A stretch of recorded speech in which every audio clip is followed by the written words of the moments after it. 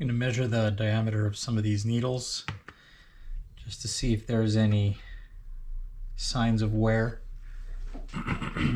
In inches, I've got 50 thou, 75 thou, 75 plus 5, 81, 81, 0, 8, 0, 0, 8, 0, 0 to the 4th decimal place. Same diameter, both sides, in the middle.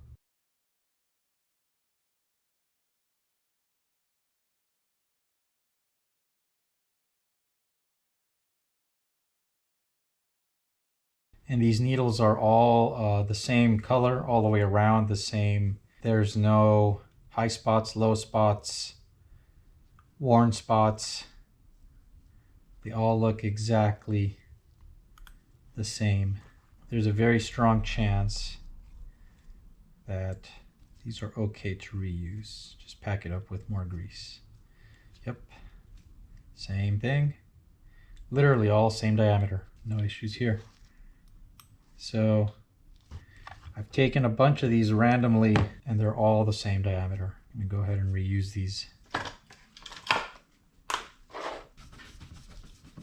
Not sure I'm gonna be able to do too much to this since it's hardened steel, but quick rub down, a little shine here. Not so bad. Yeah, we're gonna go ahead and reuse this and let it live for another 40 years. This shaft that the needle bearings ride on is actually quite nice too. I've got a diameter of 670, 669, 6691, 0.6691 inches. This goes a different spot. 6691. Yeah, this is quite nice. The fact that this also is not tapered, 6691. It's not tapered, or yeah, 6691. Yeah, the fact that this surface is not tapered or has any variance in it tells me that it's been wearing, if it has been wearing at all, it's been wearing the same as the needle bearings. So there is a good chance that I can reuse those needle bearings. Now that all my steering rack components have been cleaned, let's do a quick evaluation overview of their condition.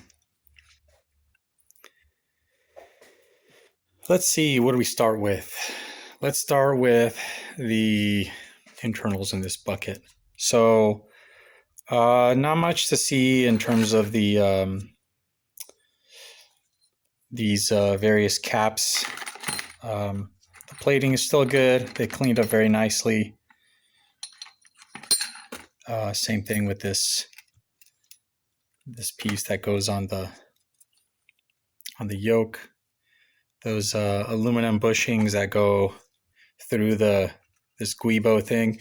Even this guibo thing is in nice shape. It's rubber. From my understanding, there are harder ones, firmer ones out there out of other materials, and there are even metal ones, but it's kind of a race car thing, and it'll transmit a lot of vibration through the wheel. And since this is rubber that is OE, 901 part number, and it's been sitting inside the smuggler's box in the front, out of harm's way from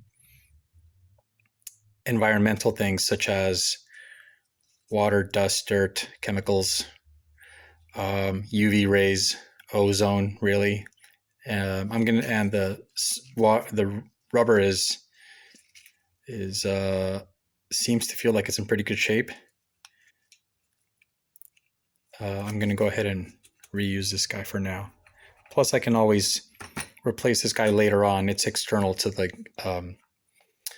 the steering box, so I can always redo that later. The bolts all look good. This big lock nut, oval lock nut looks good. Plating is fine. I'll have to replace these little locking washers. Obviously, I'll get a new pair of those. Okay, let's talk about these needle bearings. The needle bearings that fit inside in here in this race. The needle bearings are for this guy. This guy fits in here. Needle bearings are right on this shaft. So I checked. I've got 5, 10, 15, 20, 25, 26, 27, 28, 29, 29 needle bearings on my particular unit. And I checked most of these. I would pick them up randomly and mic them to see if there was any variance in the diameter, see if they get small and then large, or if they have any taper or anything like that. And they're all exactly the same diameter within down to a tenth of a thousandth of an inch, a 10,000th of an inch. So these are all in good shape, and I can reuse these. Also, they don't have any shiny spots and dull spots. They're all the same color all the way around. So there are, if there is any wear, they are worn pretty much evenly. Also, these bearings ride on this steering shaft. So at most, they're just doing this. They're turning the same amount as the steering wheel. So it's not like a spinning powered shaft that gets hot and has a ton of force going through it. So these are in good shape. I polished and mic'd. Actually, not this one. This one. I mic'd this surface as well, and there's no wear on here. No taper or anything, so that's all good news. So this and these have been in contact with each other and have been wearing evenly, if at all. Now, what about the cage that the bearing rides in? That's this little guy in here. And same thing, I looked in here with a flashlight, and I can't really get like a dial bore. I don't have a dial bore gauge small enough to get in here, but there is no, it's the same color all the way around. There's no shiny spots and dull spots. It's all the same color all the way around, which tells me that, again, the surfaces have been wearing evenly, if at all. And another thing, I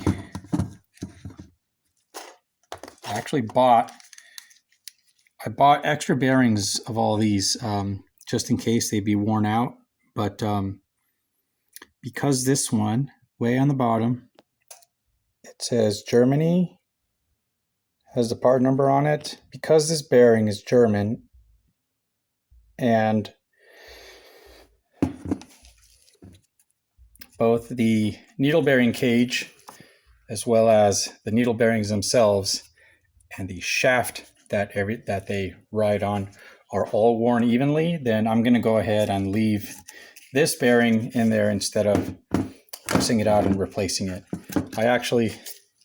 Here's my new bearing. I was going to pop this guy in there, but I guess I'll keep it as a spare because that one is in good shape and it's German, so let's may as well leave it in there.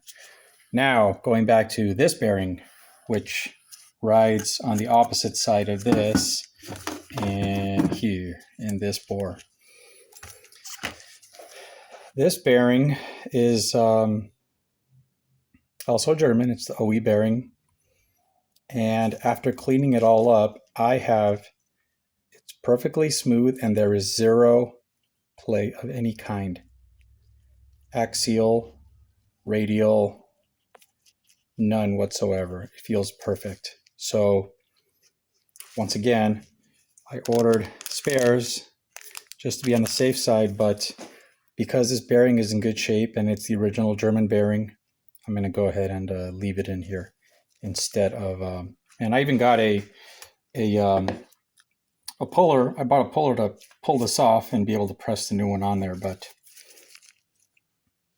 we're going to leave it. We're going to roll with it, no pun intended, because it's been doing its job for the past 40 years with no issue. And moving on to the pinion. The pinion teeth look really nice and shiny, or even. There's no shiny spots and dull spots. They look like they're in, I mean, there's a little bit of color change right there, but they don't look, you could even see the tiny milling marks. There's no abnormal looking wear on here. And same situation on the teeth of the rack. These are the mating teeth, and no abnormal wear. So that tells me that at least on this side, this side of the rack and the pinion are in good shape. Speaking of the rack, looking on the other side, so the rack has a little puck, a spring-loaded puck that presses on the back side of the rack to keep it pressed against the pinion teeth, and to make sure that there is always the rack teeth are engaged with the pinion teeth. Here's the OE one, and this puck is gone. It's worn out down to almost the top of that top boss is nearly gone, and you can actually see on the rack where there's about 4 deep grooves in here that I can feel with my fingernail from little bits of crud that were kind of dragged along this surface. But other than that, the rack itself is in decent shape. I gave this a quick polish, and I could feel under my finger the change in friction as my finger slides over it, but not a change in height. You can see here in the middle, I'm not sure if you can see it through the camera, this is the middle part. This is dead center ahead, with the steering wheel and wheels pointed dead ahead. So as you're driving down the road and the tires are doing their thing, this is what the rack is doing here. And then as you're driving, turning, sweepers, canyon driving, track driving, etc., you're going around this range. So this range is worn slightly less than dead center. Even less worn is the outer edges where, you're getting close to full lock one way or the other. And this would be, flipping a U, pulling out of a driveway, parking lot driving, that kind of a thing. And I have a straight edge that's accurate to it's flat. The edges are flat to within 1,000th of an inch, and this is what I used to check the parallelism back of the engine case to the chain box covers. And I place this on here. It's pretty darn flat.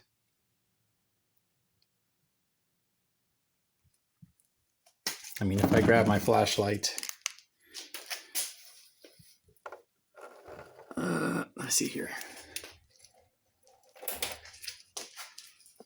You could barely see the tiniest bit of light going through here. I can't get a feeler gauge under here. Actually, you can see it right there. That's the middle part. That's the middle part of the rack that's worn out, that the puck has been sitting on, right there. And then a little bit less over here on the ends, and then back to, looks good. So I gave it a quick polish, and I think we're going to be okay. We can go ahead and reuse this guy. Now, as far as the puck, this is not reusable. And unfortunately, you can't find these off the shelf. There's no replacement ones. You can't just buy the puck. Now, this puck was designed, obviously, to be a little bit softer than the steel of the rack. So this was designed to be a wear item, and this is supposed to wear before this. And it looks like it has. There's a tiny bit of wear here, but it's mostly here. So I went ahead and, because I can't find any replacement ones of these, I went ahead and designed my own and made a small batch of Delrin 150 pucks. And the reason why I made them out of Delrin is because its uses have been well documented in things such as bushings and sliding surfaces. So because we want, and it's also a little bit softer hardness wise than this. So because we want this to wear before that, I decided that a Delrin material would be a good application for these pucks. This guy drops here and is spring loaded. There's a spring. It fits underneath this cap, and it has a spring, and which sits on that little boss right there. And it has a series of shims that keep it in there, keep it from bouncing around, and the spring tension will keep it pushed against the rack. And because my shim stack was working for my particular puck, I made this puck the exact same height so that the same shim stack would work on mine. So I'm going to install this in a bit. I made a few extras for some friends in case anyone out there is going to rebuild their rack. Look in the description of this video and see if there's a link to where to buy these. You can also go to my website, and if I have any more in stock, then I will be listing them on there. These are relatively inexpensive to make, so if you want one, reach out and I can get you one. Okay, so we've covered most of the hardware in here. What else did we not cover? Obviously the shims and the spring and the washers are no big deal. This shaft that connects to the steering column was also in decent shape. I mic'd this diameter, and again, it has wear on it, but it's mostly pitting from corrosion, maybe from like water vapor or condensation or that kind of thing. This part here is the one that that rubber bushing that has bearings in it is the one that sits on here, and mine was dry as a bone.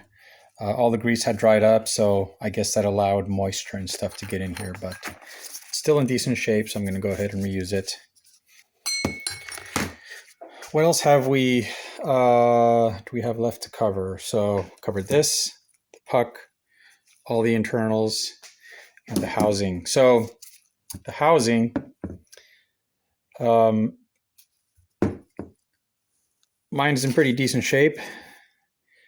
That bearing cage is going to stay in there. It's pretty clean on the inside. Another thing to look out for is the bore where the puck goes. On some cars, it's possible that this puck has banged side to side into the surfaces of this aluminum housing, and sometimes it's a little bit ovaled out. On mine, it's pretty nice and still nice and concentric and round, so there's no issues there. And also I went ahead and cleaned out the inside. Everything looks quite nice in there. There are two bearings that are they're more like bushings, but they are bearings that this rack slides on the ends here, and mine look to be in decent shape. Again, no major damage to them, just like little scratches here and there, but these are in here. They're held in by this star washer. So because they're in good shape, there's no need to pull these out, replace these. I don't even know if you can get these. I think they're a little harder to find.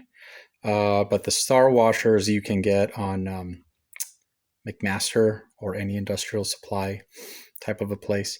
I've heard of people pulling these out and taking this housing and machining a groove so that they could put in a big snap ring in here that you could take in and out to make it more serviceable in the future. But since mine are in great shape, I'm going to go ahead and leave them in. So the star washers you can get at an industrial supply place like McMaster. The bearings you can also get from a place like McMaster. That's where I got these guys. You might even be able to get them on Amazon. These you cannot, so you'll have to find a donor rack to replace your puck if yours is already worn, or find someone that makes the replacements. Otherwise, I think everything seems to be in pretty good shape and I can start to put this back together.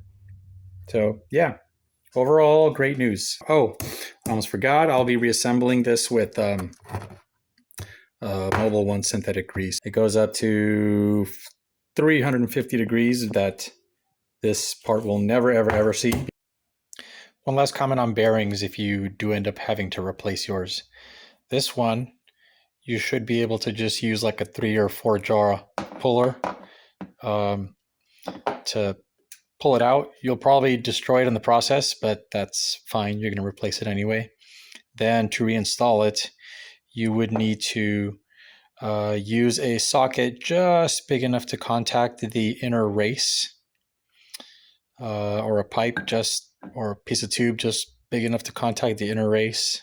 So you press in here, not out here, and then push it with a press or tap it down with a hammer, and press it all the way down until the back of the bearing touches the back of the pinion teeth. For this guy, you should be able to press it out and back in with a press, or heat up this housing and tap the new bearing in with a hammer and a socket just big enough for this race here. And as far as the depth is concerned, you want this to be deep enough to where you can fit the O-ring on, and the O-ring is sub flush to this top surface. You don't want any of the O-ring being proud of the surface, so that the other piece that goes here isn't dragging on the face of the O-ring and causes more steering effort or damage to the O-ring. So you can see here, this one is just below the surface. So you would tap it in or press it in, take it out, put the O-ring in, do a quick check, and then, keep pressing it in as needed. For these other guys, it looks like they press into a counterbore right there. I think that's the counterbore that you could barely see in the shadow. So you would press them all the way in, as far down as they will go, and then put the star retaining ring on there. Or if you do machine the groove for the snap ring, then you would press it in far enough to clear the snap ring. Yeah, so I'm going to stop rambling and I'm going to start putting this thing back together. Now I'm going to reassemble everything in the reverse order of disassembly, starting with packing the grease and the needles into the little bearing cage in here. Yeah, my biggest fear right now is putting the needles in and then reassembling the rack, and then one of the needles flips off and disappears somewhere. So I'm going to try to pre-grease everything in here as much as I possibly can. I don't think you have to pack the entire inside of the housing with grease, because there's a gap between the inside of the housing and the outside of the rack here and here, and it only contacts it at the sleeve bearings here and here. But you also want to make sure there's enough grease there that it's not gonna run dry. So I'm kind of just being generous in here with it. I'm gonna glob it in here because it has to, we have to keep as much of it inside as possible. If I spread it on the rack and push it in, it's all gonna slide out. So I'm gonna try to get as much of it inboard of the seals so that it stays in there. So I am gonna be a little generous here. Probably not the worst thing in the world to do. I always find greasing things to be oddly satisfying. I don't know why. Nice little coating of the good stuff all the way around. All right, I think we should be good now. So, pinion is here, puck is on the bottom. This goes in this way.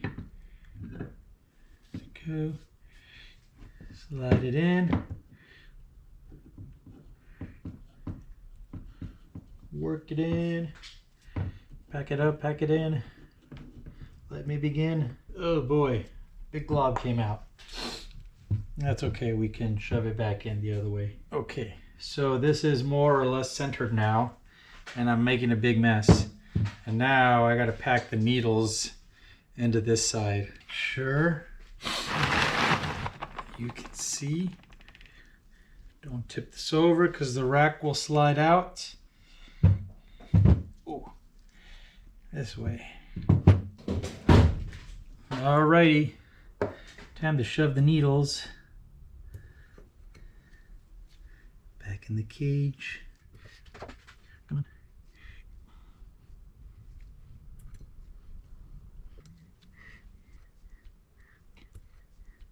As I'm stacking them in, I'm kind of sliding them over to make room for the new ones. Not sure if you can see it through the camera, but yeah, I'm trying to pack them in and then press them into the grease so that they're seated. Okay, next one here. I think I may pack this bearing externally since it's here in my hands. So let's just pack the grease in here, spin it a little bit, make sure it all gets in there. Pinion, all the needles, not one of them is missing.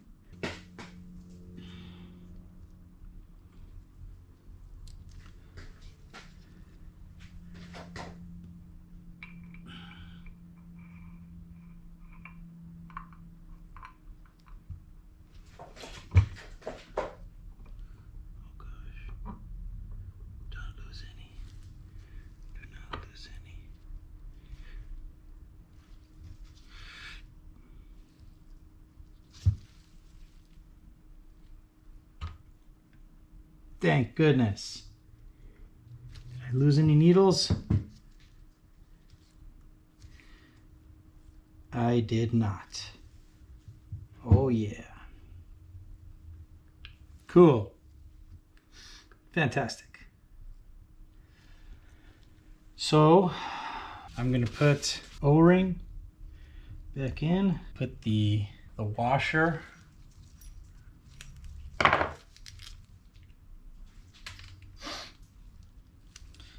that goes under here, and then the yoke,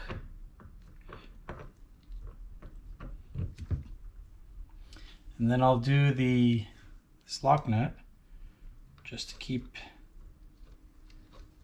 things from sliding out. Okay, all right, I'll flip it over. And on second thought, I should have put the washers and the snap ring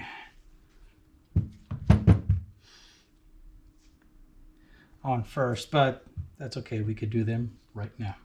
These little guys, one washer and one shim go into the snap ring groove. Shim, washer, snap ring. The snap ring was to keep the bearing from falling off the pinion. So let's put shim washer and snap ring. Okay, I think I can just push the snap ring in with, yes, there we go. Is it in the groove? Yes, it is. It's not going to come out. Awesome. All right, spin it around, make sure it doesn't come out. Seat it all the way, and it is in there. Now, under here, I believe you want zero play in this direction. So the amount of washers under here,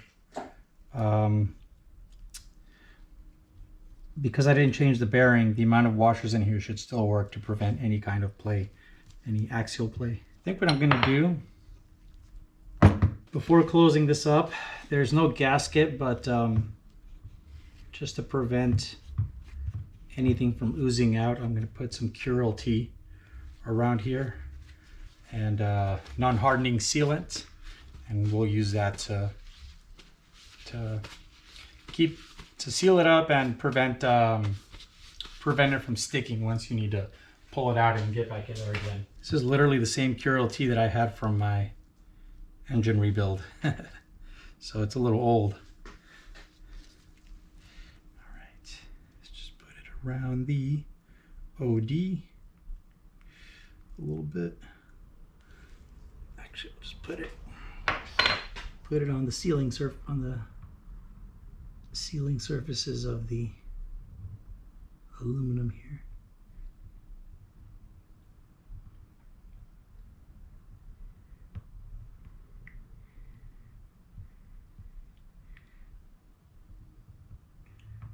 All right.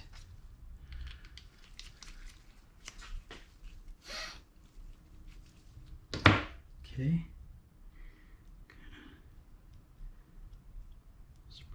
A little bit. Ooh, get in there, you shim. Don't leave. You're not allowed to leave.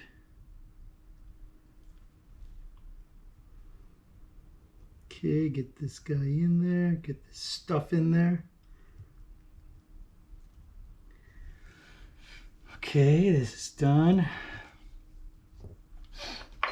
There's a little bit more room in that void for some grease, so I think I'm going to see if I can pack that in somehow. Or maybe I'll just put some here in the middle for it to hopefully spread around. Yeah, how's that? Okay, let's pack it in here.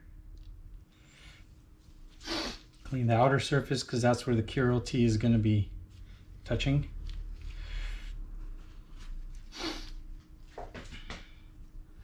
And we should be good to seal this up. Grab a couple of the little bolts, pop them back on.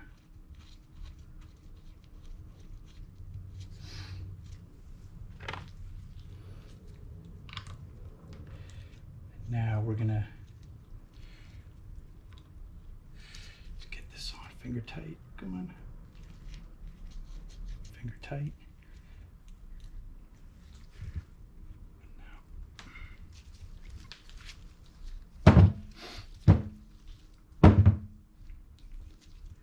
Oh yeah. Very greasy. Very nice. So I think what I'm going to do now is let's clean some of this excess grease out here a little bit.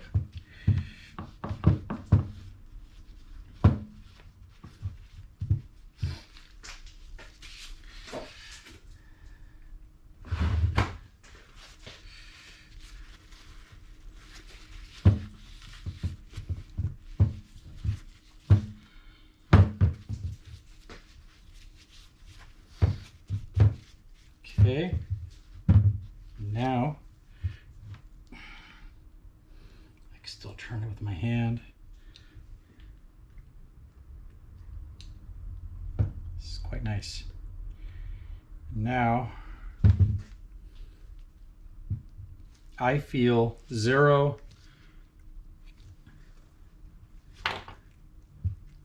zero play axially on the pinion axis. So that's good. That shim stack still works. Good. Now, we have to do the other side. This side here where the puck goes, and put the shim under it and the spring, and call it good.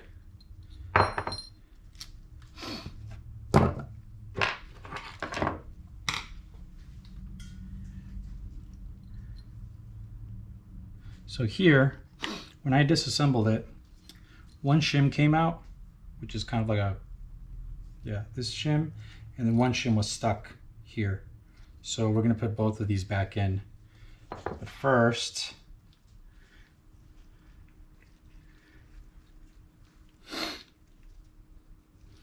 I'm gonna pack this up with a little more of the good stuff.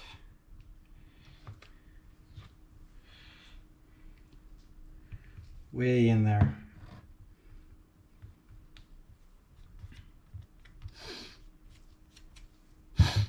I can kind of force it in. There's a gap in here where I can kind of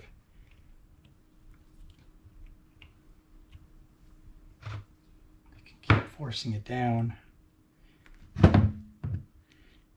we can get more grease shoved into that cavity.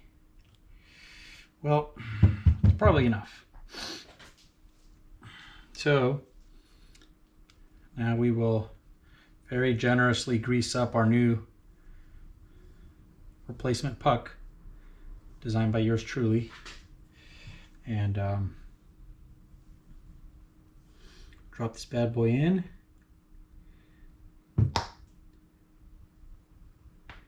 Nice and snug.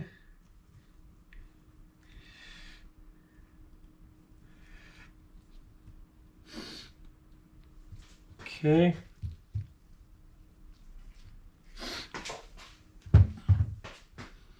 Then,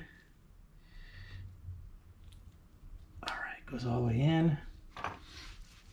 Then we grab these two shims, put them under here.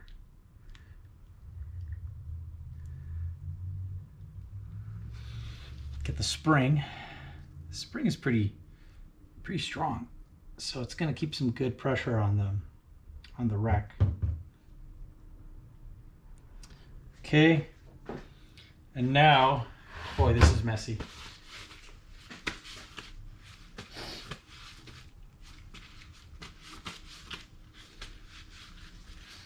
I'm going to clean this up and prepare it for some more Curel tea.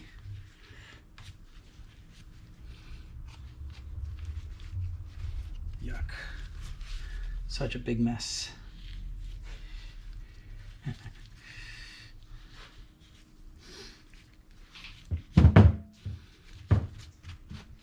Okay. Ugh. More messes. Get some more of the Curel tea. So I can put some on here, all the way around.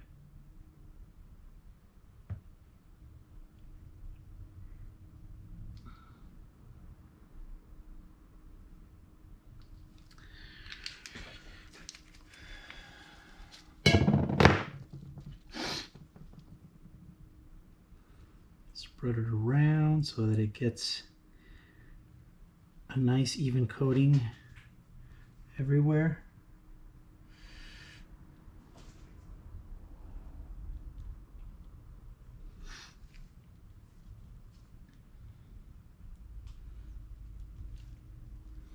Okay.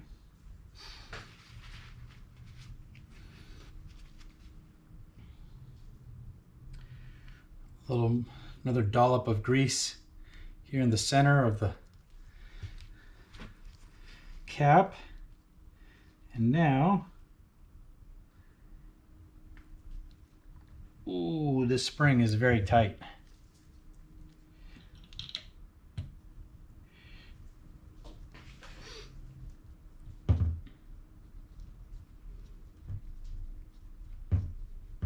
Okay. I don't remember it being this tight. Then again,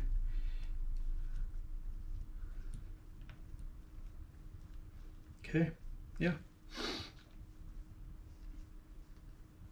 I can walk it in. I mean, it's strong, but it's not that strong.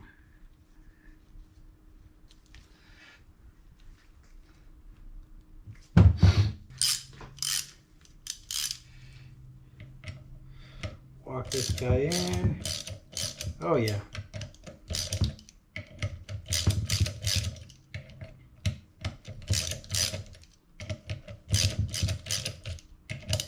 Walk it in, back and forth.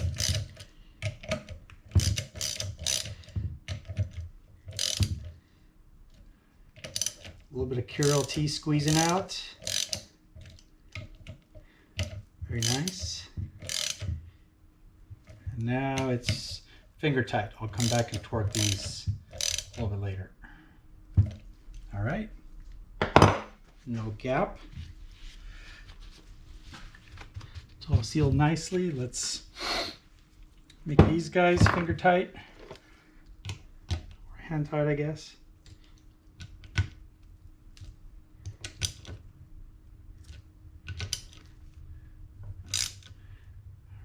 Hand tight.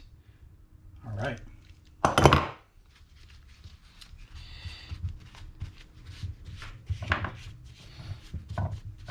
All right, now all the critical stuff is inside the rack.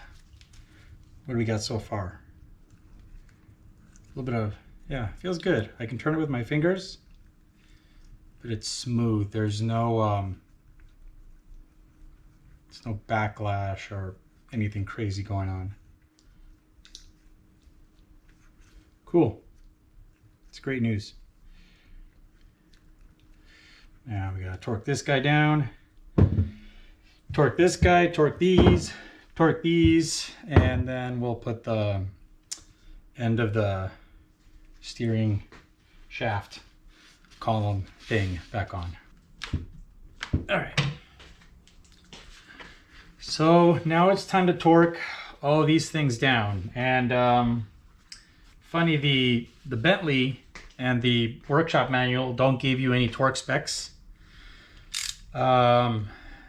Actually, the Bentley says, oh, the rack is not serviceable or doesn't need any maintenance, blah, blah, blah, blah. But we are rebuilders here, so we dug a little further.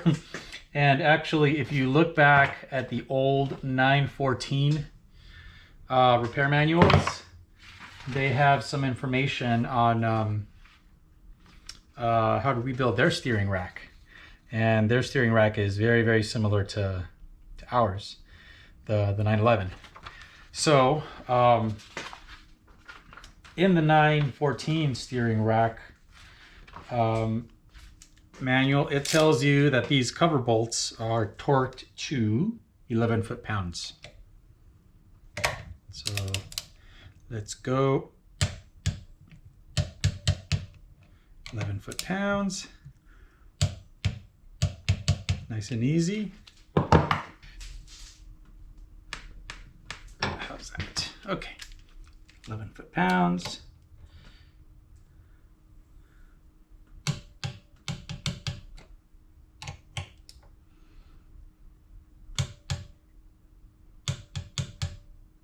Alrighty. Now for this guy on the steering yoke, the 914 guys call, the 914 manual calls this a self-locking nut. So they torque this to 34 foot-pounds. So I'm just gonna snug it down as far as I can go. So yeah, you gotta torque this guy to 34 foot-pounds. You have to somehow grab this, hold it steady, and lock this. So I found some junk M8 bolts that I had laying around, and I'm gonna lever against these, not the OE ones on the steering guibo thing, because I don't want to tweak them. So I'm gonna see if I can lever against these junk ones and get my 34 foot-pound spec.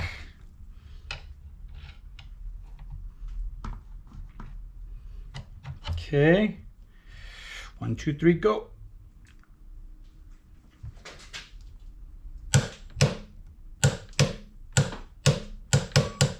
Yep, there we go. Done. So now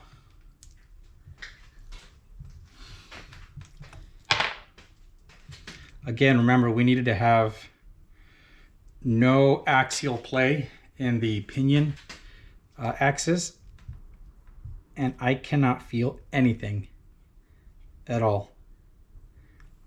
And the other spec is that you're supposed to have the drag, you're supposed to check the drag of the steering here, and you're supposed to have the drag should be 5 to 6 inch-pounds before you in order to get this to turn. So this is about 1 inch right here. If I put 5 pounds hanging off of this tab, that should be what it takes to turn this. I would say this is about 5 pounds of effort. So I think we're pretty good in terms of the steering drag that you're supposed to feel on here. Hey, what do you know? I was right. The lever arm from the center of the pinion shaft to the bolt center of the yokes is 1 inch. So 5 to 7 inch-pounds is 1 inch lever arm times 5 to 7 pound load from the center of either of these bolt holes, and that should be your 5 to 7 inch-pounds of torque, which is about that much. However, if you want to make a more data-driven decision, get yourself a itsy-bitsy little running torque wrench, such as this one. This is a 1/4 inch drive one, and let's see, and it measures inch-pounds. So let's see if this this shaft moves with a 5 to 7 inch-pound load. So there's 0 and there's 10 in either direction. If I go, keep pushing, there's 2, there's 5, a little more than 5, and then it moves. If I go the other way,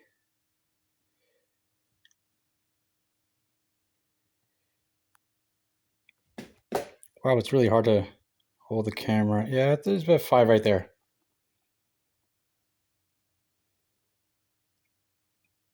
Greater than 5, greater than, equal or greater than 5. Yeah, it's difficult because the perspective of the camera lens messes with this a little bit, but through the naked eye, it's at least 5 inch-pounds. So the drag on the steering shaft, steering column, is exactly where we need it to be. So that means that the pressure of the spring on the puck is set correctly, and we've already torqued everything else, so this steering rack is now officially done. I know I said that I wasn't going to replace this original one, but I went ahead and thought about it, and I bought a new one. So we're gonna put this new guy on, and I got 2 new lock plates as well. You should never ever reuse the old lock plates, even though they may bend one more time over the flats of the hex nut heads or hex bolt. You know, this is one of the more times you bend it, the more it's going to fatigue, and you don't want this to fail on you later on down the line, and then have the bolts eventually work themselves out and cause you a disconnection between your steering column and the steering rack. So just go ahead and spend a few bucks and buy the new lock plates so that you have that peace of mind. Alrighty, let's get this guy reassembled. Alright, so got my new coupler, glebo, whatever you want to call it, and 4 bushings. Okay, so basically it's a rubber donut with 2 metal plates molded in here. So you've got donut, metal plate, metal plate. So these 2 faces can do this and the rubber will just flex. And then you've got 2 bolts going this way, 2 bolts going this way. So imagine my fingers are the bolts. If I turn them, then the rubber will dampen any vibration or forces from one end to the other. That's how this bad boy works. Yep, exact copy of the original one. Don't know how great it is, but it smells like new rubber and it feels a little more soft. So hopefully that's a positive. Anyway, let's put these bushings in. And now we'll grab 2 of the bolts and 1 of these lock plates.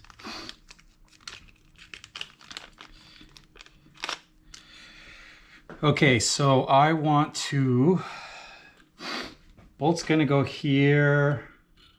I need to capture a lock plate under here. I don't know if it'll slide back out, but I'll put it underneath anyway, because then I have to use it to secure the other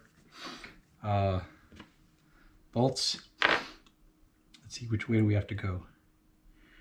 Which way do we need to go? I think we need to go, bushing side goes against the metal, metal to metal, this way. Bolt, and the other lock plate goes here like that,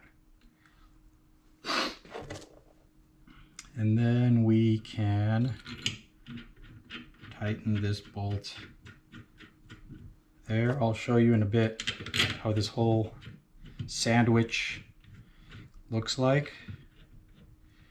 All right, so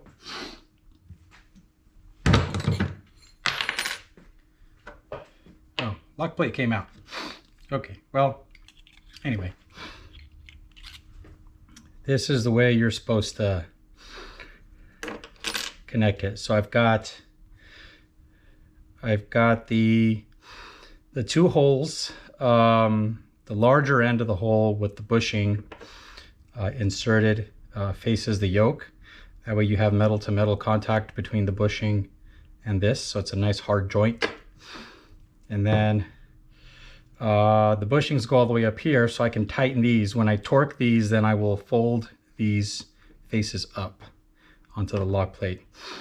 And same thing on the other side. I'll put the bushings here, put these against the yoke like that. Whoa.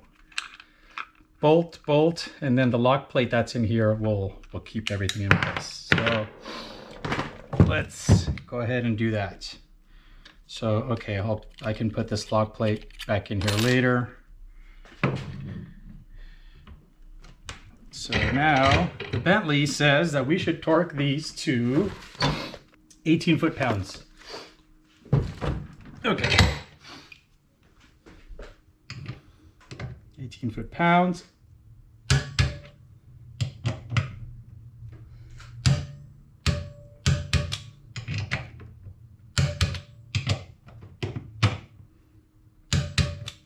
Okay, I'll bend the lock tabs later.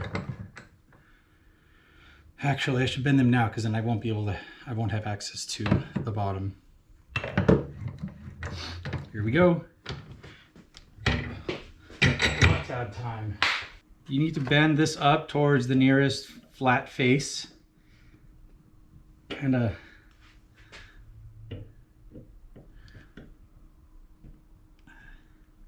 like that.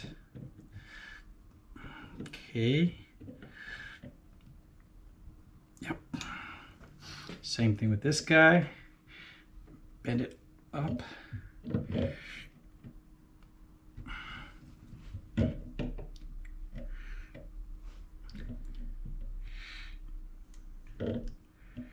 Additional leverage on here. And now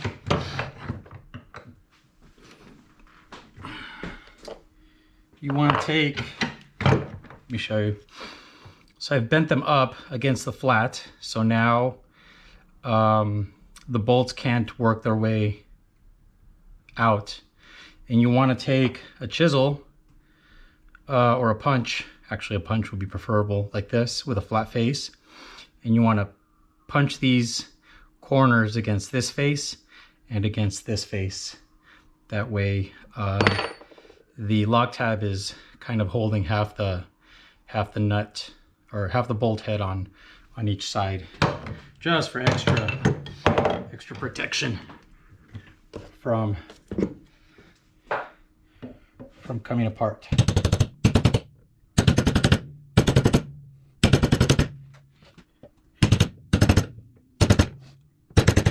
Here. Wow, these are pretty thick. These are a lot thicker than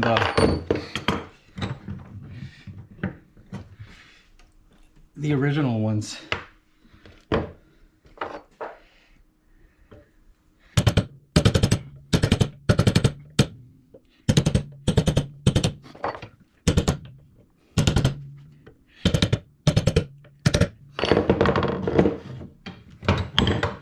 There, and you can see that the edges of the lock tab are now kind of wrapped around the bolt head, so there's no way that they'll be able to work themselves out with vibration.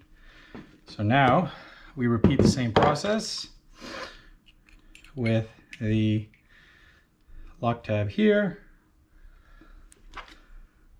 washer. Where did the other new washer go? Washer.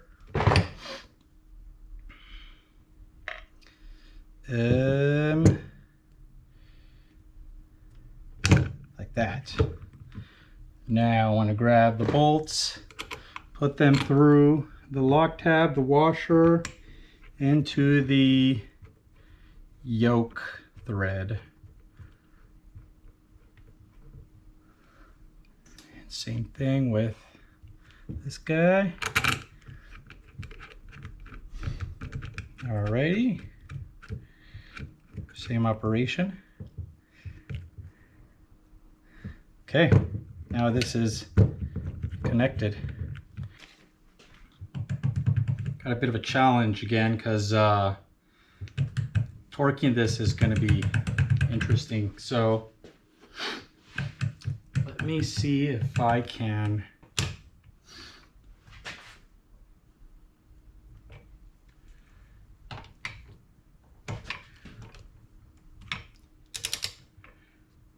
make sure these are tight. Okay, that's as tight as I can get them by hand. See if this works.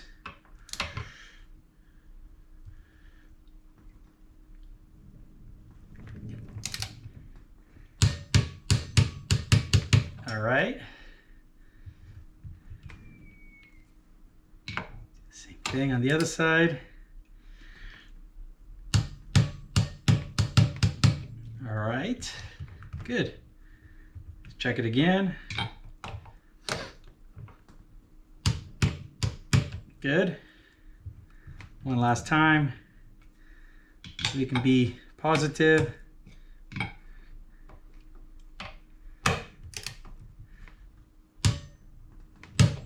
Cool. Now I'm gonna move this a little bit more just so that the face is flat against this.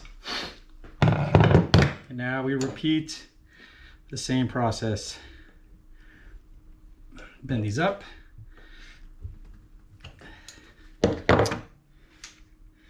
Ooh, not a lot of room in here. Let's see, how about over the entire width? Yeah, that works. Cool. You can really tell that the rubber has some give here, and you know, the compliance helps dampen any forces coming through the steering wheel. Okay, so that's in the center. Now I need to tap these guys in like before, and we should be good to go. But I'm gonna tap very gently because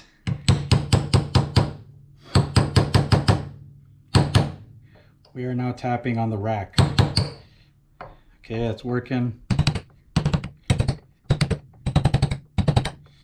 Cool. Let's go. And now, this is done. Cool. Next, we have to address the little bearing that sits in here. So I'm gonna go dig it out of my parts pile, and then I'll show you what our plan is for that guy. But yeah, this is exciting. Okay, so here's the steering column bushing bearing thing. In order to, because this video is already getting kind of long and I'm trying to focus on the steering rack and to get to the tie rods as quickly as possible, I'm just going to give you the Cliff's Notes of what I did here. So took this guy, since the rubber is nice and pliable, cleaned it with some carb cleaner, and found that the rubber is in pretty decent shape, but the bearing was not so great. That's the bearing right there. The needles were kind of falling out, and it was kind of gritty and gross. So I got a junk flathead screwdriver, and I was able to pop the junk bearing out, and yeah, popped it all out, cleaned the bore. There was a rubber lip on here that I think is used to seal against the steering column shaft and retain the grease, but it was not in great shape, and the grease was already long gone. So I just kind of peeled off the lip, and yeah, now I was left with this bare rubber cylindrical thing with the perfect space inside for a bearing. So what I did was grab one of these little seals, little wiper seal things, and I shoved it down at the bottom. You can barely see it right there, just past the mangled rubber lip that I peeled off and trimmed off. Shoved it all the way to the bottom with a 16 millimeter socket. Just kind of pushed it down until it was seated. Then I was able to take one of these spare HK1712 bearings, needle bearings, cage and all, that I had left over, and I was able to push it in again with a socket and seat it, and it's a perfect fit in here. There is no room for another one of these seals on top over here, but I think if I install it with the wiper seal down and grease this up, then the wiper seal will prevent the grease from going down the shaft, and gravity will keep it from moving up. So we should be okay. So now I just need to grease this up, and when we install it back in the car, then I'll go ahead and put this on, and we should be done with this. Oh, whoops. And yeah, it rolls around just like the old one. Maybe a tad smoother. I'm sure once I grease it up, it'll be even nicer. But it does drag a little bit because the wiper is touching the shaft. But this should be good to go for another several decades. So yeah, if you don't want to deal with this, just buy the brand new one that already has all this stuff in it. I think they're about $50 with any European parts store. So there's that. We're going to put this aside and let's do tie rods. Let's talk about tie rods. So these are my old tie rods with the rubber U-joint here on the inner end. And the new tie rods are the turbo style tie rods with a spherical metal uniball joint on the inner end. They both have this outer ball joint. These are the Lemforder branded ones, and they are a little bit different than the old ones because besides the inner joint, my old tie rods had your typical threaded end that's drilled with a castle nut, so you can put a cotter pin in here. But these guys these particular ones don't have the drilled head. Instead, they came with a pair of these oval lock nuts, which will be very secure, so they won't back out. They also came with these two spacers because these spacers go on the end of the shaft here. They go over this thread, and they essentially will be sitting here on the end of the steering rack. And they, I think they're spacers to form the correct length, to get these to the correct length as the old ones, because of this extra stuff that's over here. But on top of that, they also serve as a hard stop between the end of the rack and the housing, because the OD of this washer spacer is bigger than this ID, so the rack won't retract past this outer edge here. What we need to do here is, if you recall, I took the old tie rods and I identified them right and left because they both have different lengths. They're supposed to be the same length, but in reality, with alignment setup, they end up being slightly different lengths. And I want to set the new tie rods to be as close to the same length as the old ones as possible, so that when I do my alignment, it's not way off. It's kind of fairly close to where it was before, and then I can dial it in from there. So I've already gone ahead and labeled these left and right.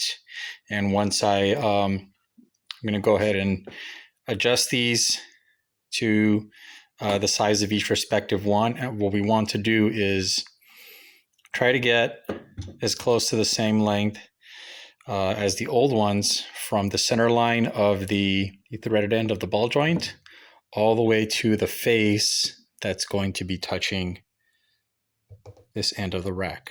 So on these, it's this interface of this spacer thing. And on these, it's going to be the interface of including the washer right there. So we're going to go ahead and get these adjusted. And if you notice, once you screw this end into the rack, you're going to need a very thin wrench to lock that down against the end of the rack. Now, if you're lucky, you're going to have the special Porsche wrench, which is this guy. I forget what dash number P tool this is. If I remember, I'll post it in the description. But basically, And I think this is for like an earlier style tie rod. I'm not 100% sure, but basically this has this really thin square end so that it goes here. And you can lock it down, and when it's in the car, you can also unlock it and replace them and whatnot. If you don't have one of these, you can probably get away with a set of cheap service wrenches. These are from Harbor Freight. I think they were like, the set was like 25 to 30 bucks. This one is a 32 millimeter, and it's almost as thin, but it'll get the job done as well. I think this one's a bit short. You may have to put a piece of pipe on the end of it to tighten it down. But yeah, this would be your other alternative, or get another similar wrench and grind it down so that it's thin.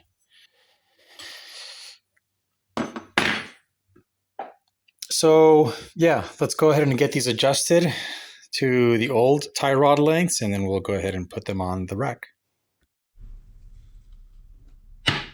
All right.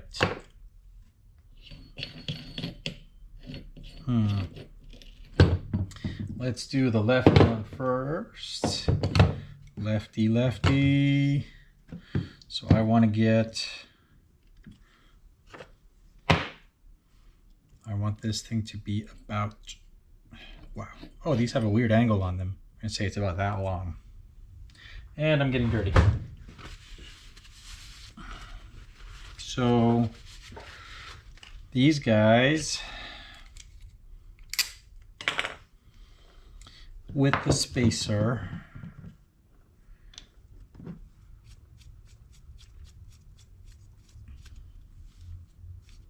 hello.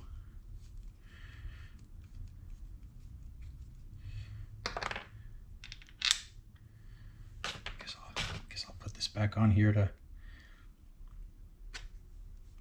there. We want to get this, oh geez.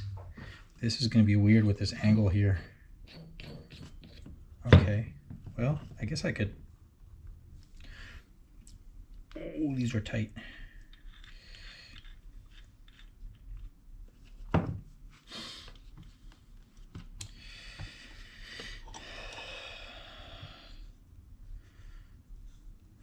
Is this? Let's get it about that long. I'm kind of eyeballing this. There's no, we're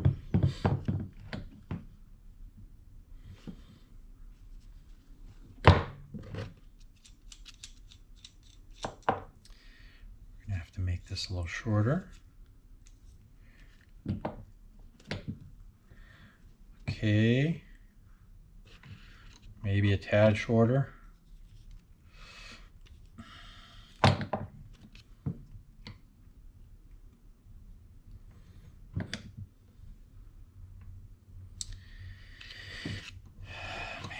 A tad shorter. Oh geez, I think this is bottomed out already. Okay, well, man.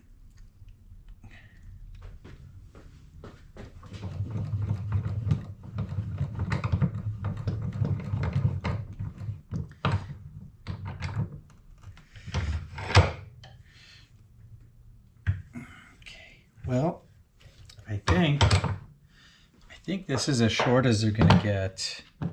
This one's pretty short. It's got the this little angle here on it on the original one, but I mean, it's not super critical. We just want to get in the ballpark. But yeah, this one needs to be as short as possible, and now I can lock this nut up against this flat.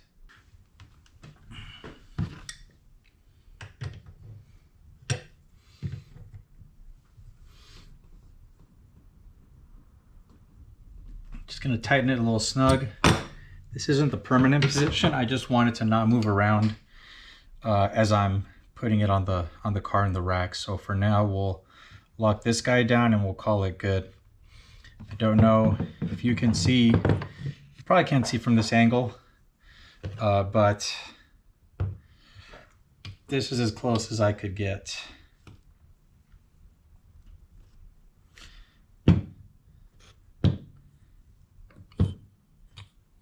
Yeah. Hard to see from the angle, but I'm looking at them and they're basically the same length. Yeah, okay. So left is done. Now I'm going to do the right side. Right side, I'll take this guy again and sort of thread it back in as much as possible. Get the ball joint more or less centered.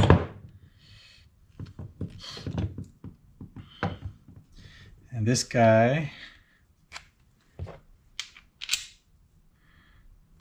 with the spacer on, has to get a lot shorter, just like the other one.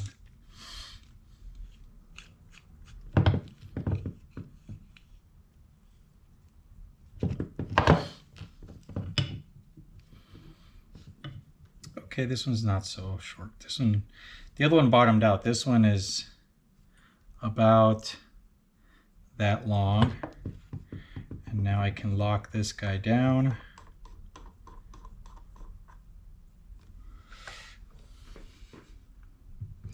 Back on the vise we go. Give it a little righty-tighty until we get it on the cart. All right. Okay, the lengths are set. I'm going to put these little covers back on here just so we don't jack up the threads, I guess. Oh, this is the old one.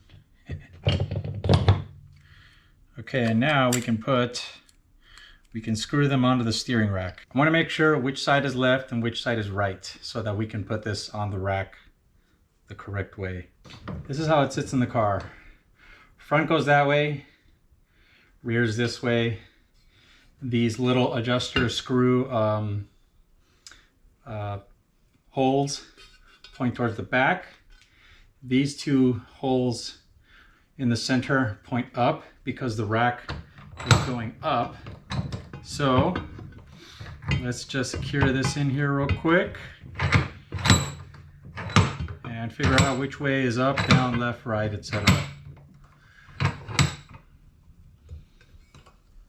Okay, after consulting the manual, this is orientation. This is the front cross member and this is orientation. These two inner holes go up because that's where the steering rack mounts. These two thin webs on the back where the screws go are in the back. Torsion bars will go that way. So this is a correct orientation in the car. The rack mounts up here like this because this is essentially the wheel center line back, kind of back on this, along this axis. And the tie rods are connected to the knuckle from behind the wheel center line, which is back here. So yes, it makes sense that this steering shaft is, the rack center line is behind this. So that tells me this is left and this is right. So I'm going to go ahead and call this right, left. Labeling the rack so I don't get confused. This is left, this is right. Boots and the retaining springs. Safety glasses on so I don't get a spring to the eyeball like last time. I think this can go over the ball joint easier, so I'm going to screw this on first. Ball joint needs to point up, so I'm going to give this a quick loosening and see if I can Oh. Or I can just swivel the whole thing over. Okay, cool. That's down, this is pointing up. So that's approximately correct right there. All right. Now I need to tighten this against the rack. I'm gonna be careful to not stress the teeth of the rack again. So I'm just gonna take an adjustable wrench, put it against the flats here of the rack, and see if I can get a little bit of a crank down on the tie rod.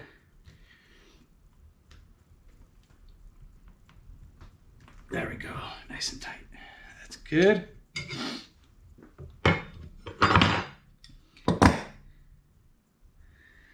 Okay.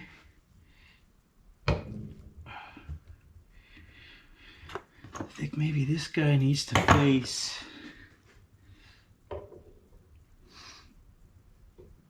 Turn this guy again a little more like this. Okay.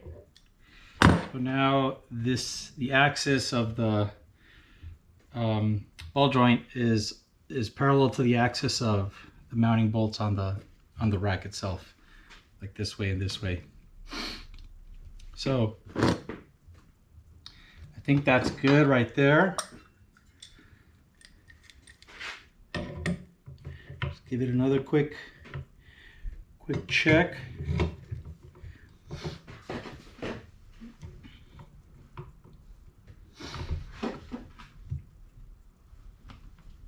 Yeah, that's on tight. Now, this is tight. This is snug. I think I'm ready to put this, and this spring is over here, so I think I'm ready to put this boot on. Let's see if I can fish it over the ball joint. Ah, see how this bottoms out against the rack? Okay, come on. I hope it doesn't mess up the boot on the ball joint. Come on, boot. Oh, it's working. It's working. Maybe I should have lubed it with soap. Okay, all right, good. Did a good job. Sort of squeeze out a little bit of the grease that was in here on the ball joint. Maybe not the best thing to have happen, but it's okay. Now let's roll this back.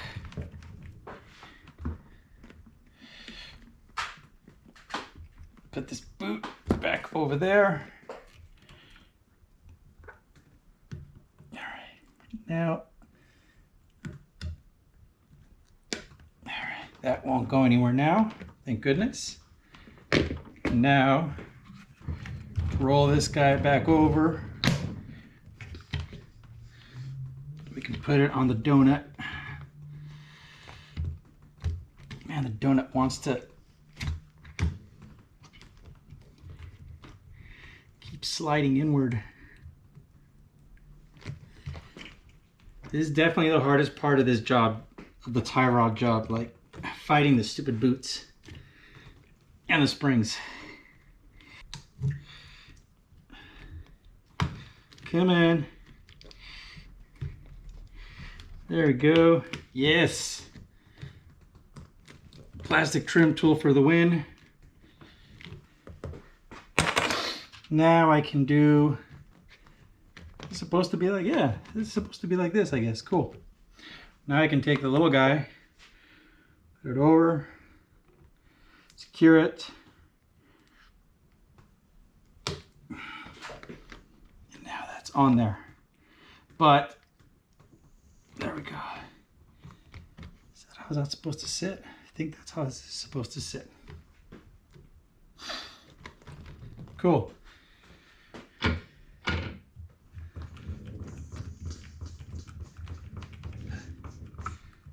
Whoa. This accordion thing is, okay, all right, yeah, it's, now that there's air, now that we're sealing the air inside the rack, It's making farting noises. Pretty hilarious. Okay. So there's that. I'm gonna flip it over and do the other side so that you guys can see with the camera. Oh man.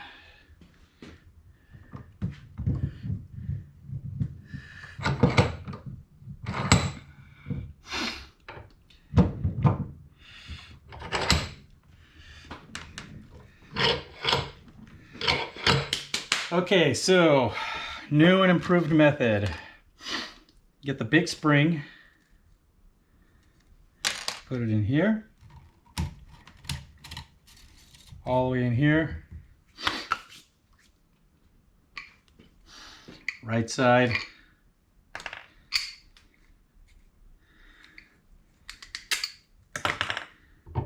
screw this guy on. Well, see if we can fight the, I don't want to fight the boot over here and over here. I'm just going to fight it once over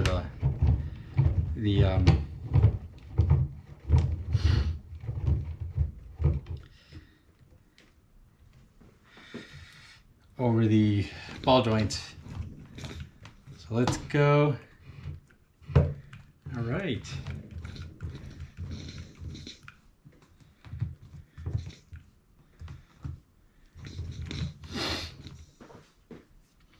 Tighten this guy down.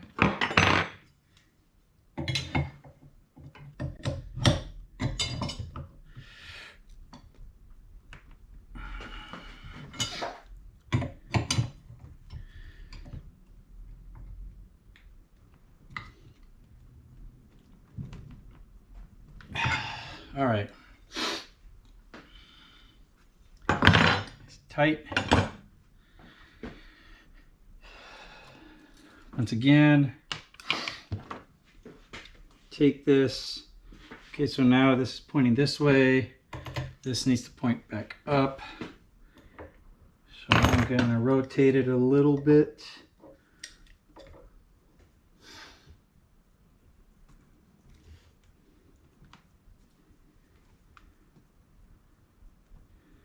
Alrighty, ready to go. Ready to put the other boot on.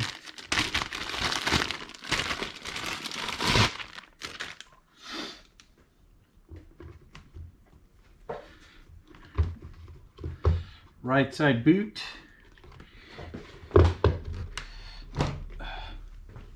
Okay, now we're going. Don't fight the feeling. Don't fight the feeling. I got it. Oh, finally. Whew. All right. Back up we go. Actually, let me give this a little snug one more time. I got paranoid because this will be covered and then we won't be able to touch it afterwards. So it doesn't hurt to double check. Make sure things are tight. Yes, they are. Okay. There. Put both fingers on it. Okay, put it over the lip on the housing. And now roll this guy over. All right. That's the inner one is done. Now we have to crank this back over so we can do the outer one and get the outer one over the donut again. Finally. Okay. It's on the donut. And you kind of have to do this, give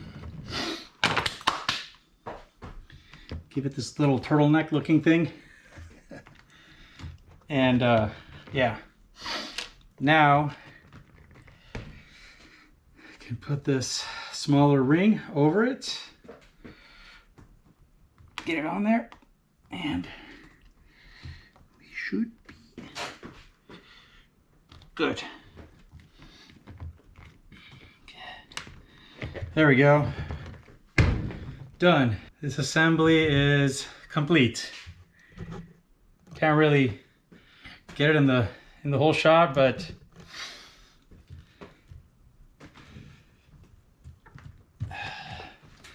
this is done. And now I can, whoa. Yeah, these accordions are kind of settling into place. Alrighty. Whoop, whoop, whoop, whoop, whoop, whoop, whoop. It's funny. But I think we're good now. Yeah. Plenty of grease in there. So I'm happy with the way everything turned out. Wow. Is there like a vacuum happening in here or what? No, I guess the boots will sort of settle in once they're on the car. But yeah, I think we're done. This assembly's ready to go back on the car. Finally, I'm excited.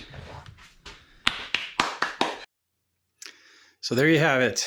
This thing is finally all put together. And yeah, the hardest part was just putting these boots on. But yeah, everything, there's plenty of grease in there.